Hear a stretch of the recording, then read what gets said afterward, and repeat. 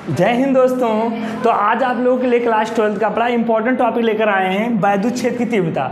और डेली आपको 2 मिनट में एक टॉपिक क्लियर कराएंगे। आज से आपका एक नया चैनल शुरू हो रहा है इस पर कि मैं डेली 2 मिनट में एक टॉपिक आपका क्लियर करूंगा। यहाँ पर तो वैद्युत क्षेत्र की तीव्रता क्या होती है?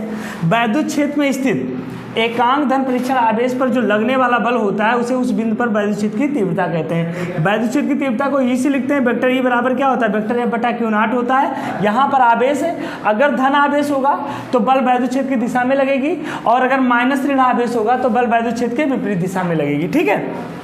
वैद्युत क्षेत्र एक सदिश राशि है। इसकी दिशा क्या होती है? धन आवेश से लेकर ऋण आवेश की ओर होती है। इसका मात्रक न्यूटन पर कूलाम या वोल्ट पर मीटर होता है। इसकी दिशा धन आवेश से लेकर ऋण आवेश की ओर होती है। यहाँ पर ध्यान देना, अगर मान लो कोई आवेश है वो गुरुत्वीय और वैद्युत क्षेत्र दोनों में है, तो संतुलन की अवस्था में तभी होगा जब उसका जो mg होगा वो f के बराबर होगा। तो f बराबर mg तो q बराबर mg। इस फार्मूले से आप E का मान ज्ञात कर सकते हो। और अगर कोई आवेश रेखीय गति कर रहा है, उसका त्वरण ये है, तो अगर कोई आवेशित कण है तो उसके त्वरण के लिए फार्मूला हो जाएगा a बराबर q बटा m।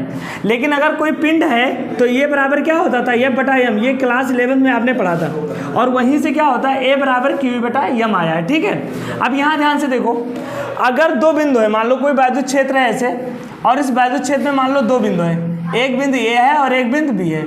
इनके बीच का अगर विभवांतर भी मान लो, इनके बीच की दूरी अगर यल मान लो, तो जो वैद्युत क्षेत्र ई होगा उसका वैल्यू क्या हो जाएगा बेटा? बी बटा यल होगा। ओके। तो यहाँ से आपको याद रखना है कि ई बराबर बी बटा यल कब होगा? जब विभवांतर आपको दिया हो। प्लस क्यू आवेश के कारण आर दूरी पर वैद्युत क्षेत्र की तीव्रता का फार्मूला ये होता है। तो ये वैद्युत क्षेत्र का सारे इंपॉर्टेंट फार्मूले, इस पर कई बार सवाल आए, तो मैं हट जाता हूँ, स्क्रीनशॉट ले लो इसका और अच्छे से तैयार कर लेना।